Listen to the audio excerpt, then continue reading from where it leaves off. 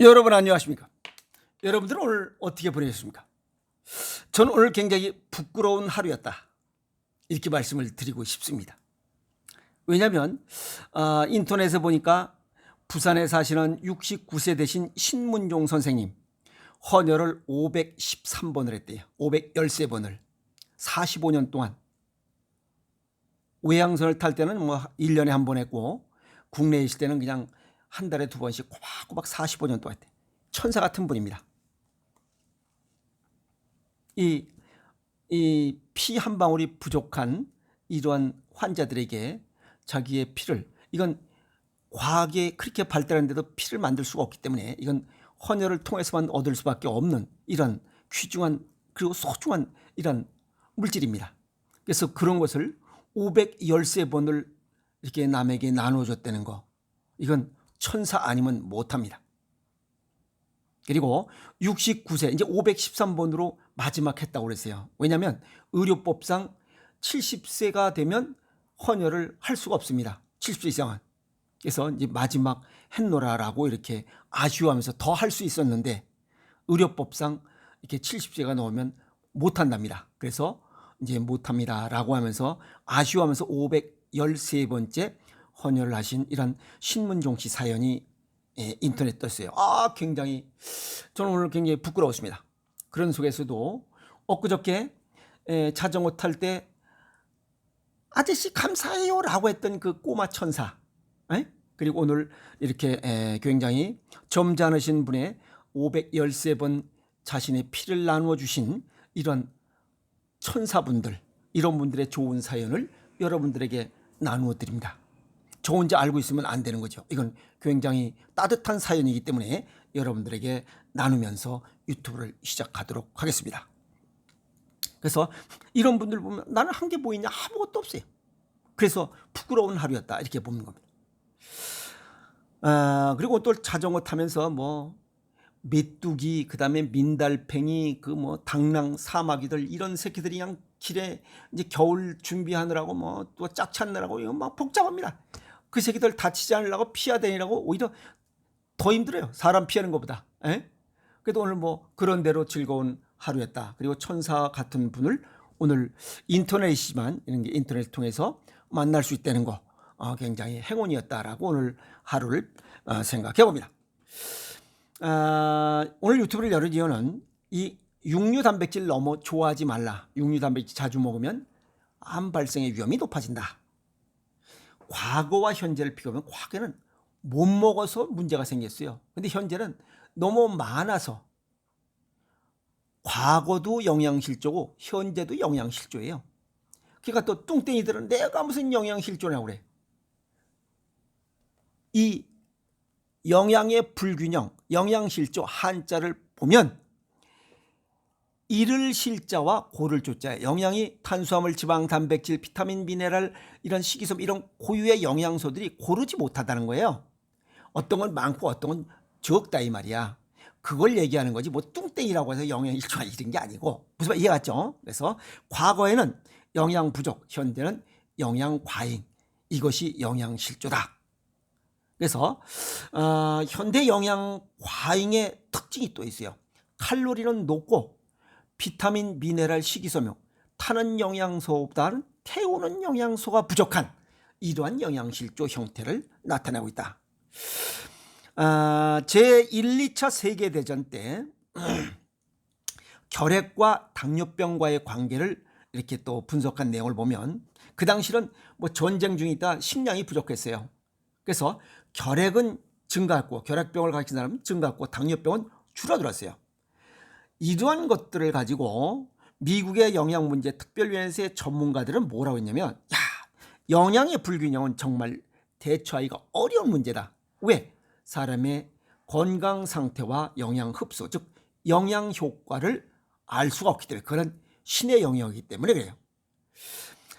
요 결핵, 이건 세균성 질환으로서 단백질을 비롯한 영양 보충을 필요로 하는 이런 질환이에요. 그래서 이건 또 잘 먹으면 돼요. 어떤 사람들은 이 폐결핵 같은 것은 그냥 그 우리 얘기는 그 보신탕 이걸 먹고 또 치료하는 사례도 또 있어요. 단백질은 세균에 대한 면역을 강화하는데 그것은 면역의 열쇠를 진 항체가 바로 단백질로 되어 있기 때문에 단백질을 먹어야 면역력이 오르고 병을 이겨낼 수 있다는 얘기예요.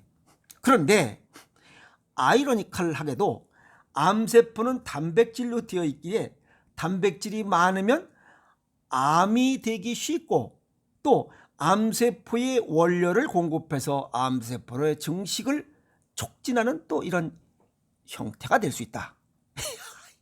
죽 같는 거예요. 그러니까 적당히 먹으라는 거예요.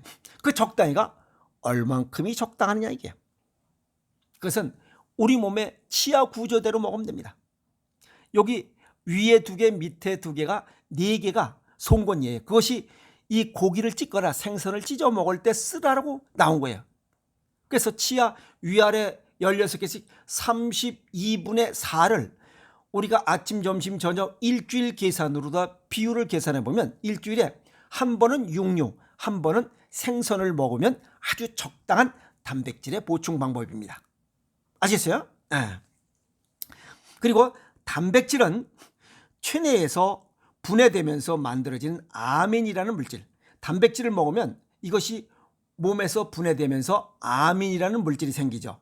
여기에 발암물질은 니트로사민의 원료가 돼요. 이 아민은 발암물질이라고 하는 니트로사민의 원료가 되는데 이것은 위장 내에서 아질산염과 합성될 때 니트로사민이 생겨요. 그러면 아질산염을 안 먹으면 될 거 아니에요. 그렇습니다. 그럼 아질산염이 어디에 들어있냐? 그게 가공육에 들어있어요. 그 다음에 뭐 어육 연제품, 덴뿌라입니다. 덴뿌라, 어묵이야, 핫바 이런 것들. 그러면 이 가공육이라는 게 햄, 소세지, 무슨 뭐 베이컨 이런 것들이야. 그럼 그런 거 먹으면 뭐 대장암 걸린다고 수없이 얘기했잖아. 그러니까 조심하라 이 말이요. 그런데 이 동물성 단백질에 풍부한 아미노산인 트립토판은 비타민 B6를 필요로 하는데 이것이 부족하게 되면 비타민 B6가 부족하게 되면 크산투레산이라는 중간 대사 물질을 생성하게 됩니다. 이 크산투레산 이게 얘기가 복잡한 건 안 좋은 거야. 이놈은 인슐린을 분비하는 베타 세포를 파괴하는 도구로 작용돼요. 그래서 동물성 단백질을 많이 먹으면 트립토판이 많이 들어가고 이때 비타민 B6가 부족하면 크산투레산이 많이 분비되면서 췌장의 베타 세포를 파괴해서 당뇨병을 부른다 이게. 그러면 여기서 이 비타민 B6는 어디에 많이 생선에 많이 들어있어요. 그래서 괴기를 먹은 만큼 또 생선도 먹고 그래서 일주일에 괴기 한 번, 생선 한 번 먹으면 이런 문제가 생기지 않는다. 이렇게 설명드릴 수 있습니다. 이해하십니까? 그래서 동물성 단백질의 과잉 섭취는 당뇨병을 유발하고 당뇨병을 악화시킨다. 이렇게 정리할 수가 있는 거죠. 그러니까 괴기를 좀 줄여야 됩니다. 그래서 미국의 조슬린 연구소에서는 당뇨 환자에게 1일 180mg의 비타민 B6를 투여해요. 보통은 1일 필요한 비타민 B6는 약 2mg 정도 됩니다. 그런데 180mg를 투여해서 당뇨병을 치료하는 사례도 있습니다. 이제 뭐 좀 열심히 젊어서 일하고 열심히 살아야 되는데 이게 괴기를 좋아하다 보니까 다양한 성인 질환이 발생해서 100세 시대에 장수의 커다란 장애 요인으로 작용된다는 겁니다. 동물성 식품 우리가 보면 뭐 콜레스테롤, 뭐 포화지방이 많네요. 이런 것들로 인해서 심근경색, 중풍, 동맥경화를 뭐 촉진시킨다. 뭐 수없이 이제 다 아는 상식이 됐잖아요. 한국 전쟁 당시 전사한 미국 병사들 병사들을 해부해 본 결과 그 당시에 평균 나이가 22이에요. 근데 45%가 동맥경화가 진행됐고 혈관이 진행됐고 2%는 심장병이 진행됐다. 이렇게 보고 있습니다. 그런데 특이하게도 한국군 병사들은 이런 사례가 없네요. 그 사람들은 그 간슴에 괴기 이런 것들이 공급됐기 때문에 그래요. 우리는 그런 게 먹을 게 없으니까 뭐 맨날 그냥 밥에다 감자, 옥수수 이런 걸 먹었기 때문에 이런 병이 없었던 거예요. 근데 지금은 너무 잘 먹어서 문제야. 그리고 과거에 60이 넘어서 생기던 성인병이랬던 것들 지금은 남녀노소에 관계없이 병이 생겨요. 그래서 만성 퇴행성 질환 또는 생활습관병이라고 부르고 있습니다. 미국에서 보면 6살짜리가 동맥경화가 벌써 진행됐다고 그래요. 이건 무서운 겁니다. 그래서 건강한 삶을 위한 노력을 해야 됩니다. 그래야 건강하게 살 수 있어요. 우리 몸속에서 필요로 하는 타는 영양소와 태우는 영양소, 이게 불균형해. 영양실조, 이 자체도 영양실조예요. 그래서 타는 영양소, 탄수화물, 지방, 단백질을 좀 줄여야 돼요. 그리고 칼로리 과잉도 줄여야 되고, 이 칼로리가 많다는 것은 가공식품, 초가공식품, 패스트푸드, 인스턴트 식품 첨가물을 많이 먹고 있다는 뜻이야.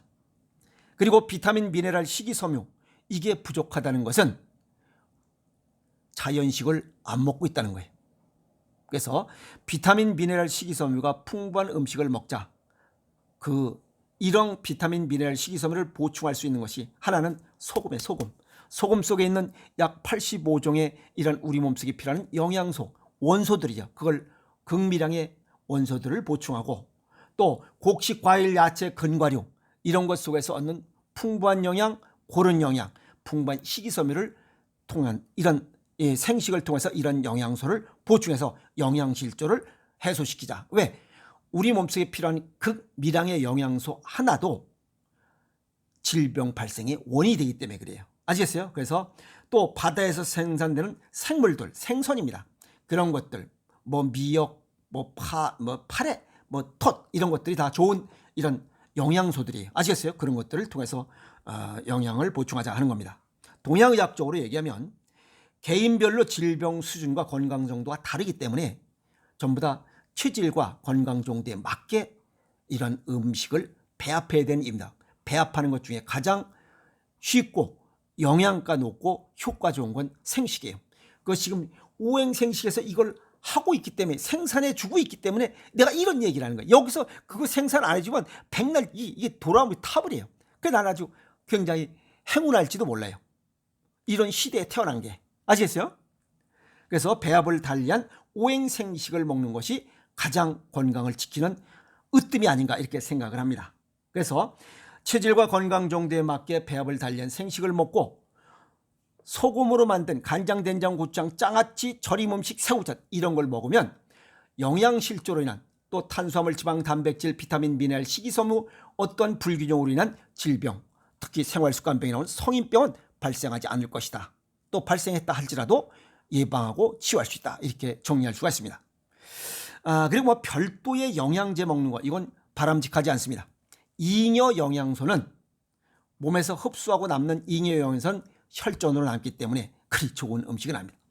이 자연의 음식, 조리하지 않고 가공하지 않은 이러한 음식, 자연식을 통해서 그중에 으뜸이 생식이에요. 그중에 가장 으뜸이 이 오행생식이에요. 그래서 좋은 거예요. 그걸 통해서 이런 건강을 지키도록 해야지 영양제로 다 그렇게 해서는 안 됩니다. 아시겠어요? 그래서 음식을 개선해야 생활습관병, 만성병, 성인병으로부터 벗어날 수 있고 예방하고 치유할 수 있습니다. 아시겠어요? 자, 그러면 지금까지 얘기 쭉 보면 너무 많이 먹어서 문제된 거 아니에요. 가공식품 너무 많이 먹고 자연식을 안 먹어서 문제고, 이걸 조절하자. 자연식 중에 영양소 파괴를 최소화하면서 우리 몸속에 고른 영양, 풍부한 영양, 식이섬유 풍부하게 집어넣을 수 있는 게 그게 생식이야. 그중에 오행생식이 체질과 건강 정도에 맞게 먹을 수 있는 유일한 음식이에요. 그래서 최고입니다. 아시겠어요? 그래서 오늘 괴기 좀 줄이고 생식 먹으면서 천일염 소금과 죽염으로 만든 간장, 된장, 고추장, 장아찌, 절임 음식, 새우젓 이런 음식을 먹으면 병 없이 건강하게 살아갈 수 있다. 암으로부터 벗어날 수 있고, 아시겠어요? 이 질병으로부터 벗어날 수 있고 멋있고 건강하게 살아갈 수 있다. 이렇게 오늘 정리를 해봅니다. 아시겠습니까? 자, 이제 수없이 얘기한 거니까 정신 바짝 차리고 건강하게 살아가는데 실천하도록 합시다. 아시겠습니까? 생식이 으뜸. 여기까지 하겠습니다. 화이팅!